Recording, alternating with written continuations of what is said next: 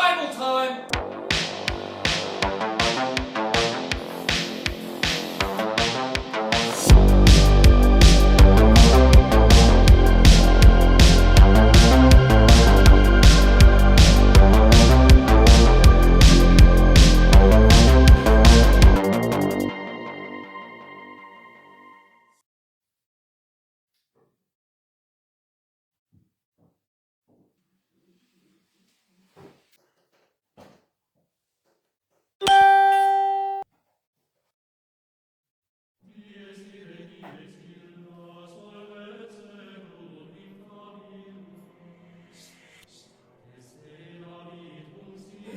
This is the worst time!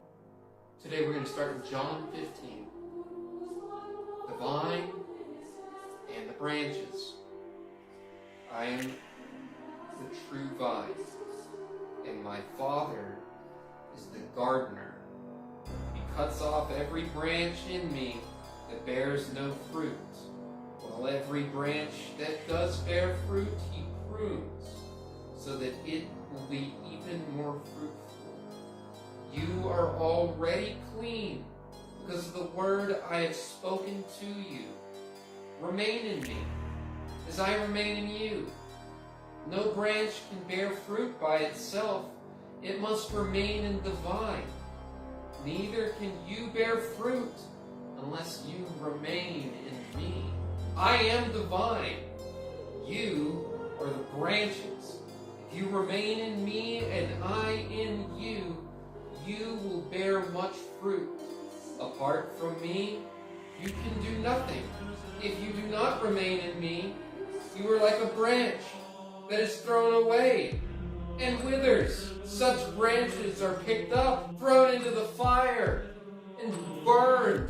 If you remain in me, and my words remain in you, ask whatever you wish, and it will be done for you. This is to my Father's glory, that you bear much fruit, showing yourselves to be my disciples. As the Father has loved me, and so I have loved you. Now remain in my love.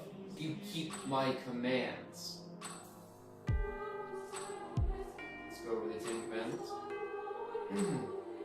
You will remain in my love, just as I have kept my Father's commandments and remain in his love. I have told you this so that my joy may be in you and that your joy may be complete. My command is this: love each other as I have loved you. Greater love has no one than this, to lay down one's life for one's friend. You are my friends if you do what I command. I no longer call you servants, as a servant is not known as master's business. Instead, I've called you friends, for everything that I learned from my Father I have made known to you.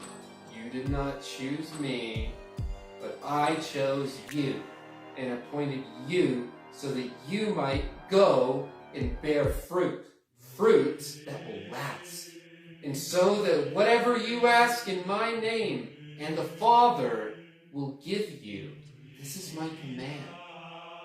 Love each other. The world hates the disciples. If the world hates you, keep in mind that it hated me first. If you belong to the world, it would not love you as its own.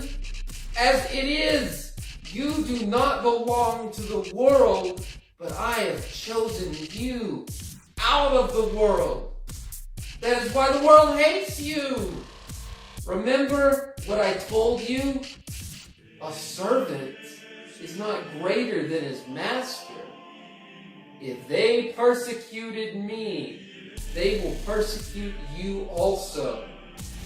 If they obeyed my teaching, they will obey yours also. They will treat you this way because of my name, and they do not know the one who sent me. If I had not come and spoken to them, they would not be guilty of sin. But now they have no excuse for their sin. Whoever hates me hates my Father as well.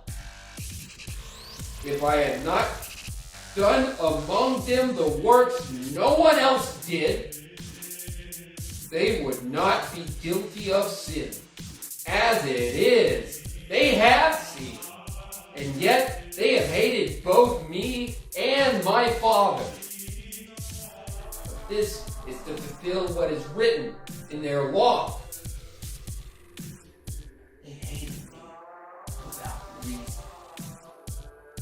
The work of the Holy Spirit. When the Advocate comes, whom I send to you, the Father, Spirit of truth, who goes out from the Father, he will testify about me. And you also must testify, for you have been with me from the beginning. All of this I have told you, so you will not fall away. I will put you out of the synagogue. In fact, the time is coming when anyone who kills you will think that they are offering a service to God.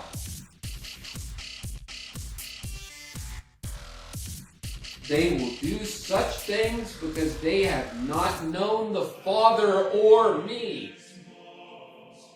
I have told you this, so that when their time comes, you will remember that I warned you about them. I did not tell you this from the beginning because I was with you, but now I am going to him who sent me. None of you asked me, where is he going? Rather, you are filled with grief because I have said these things. But very truly I tell you, it is for your own good that I'm going away.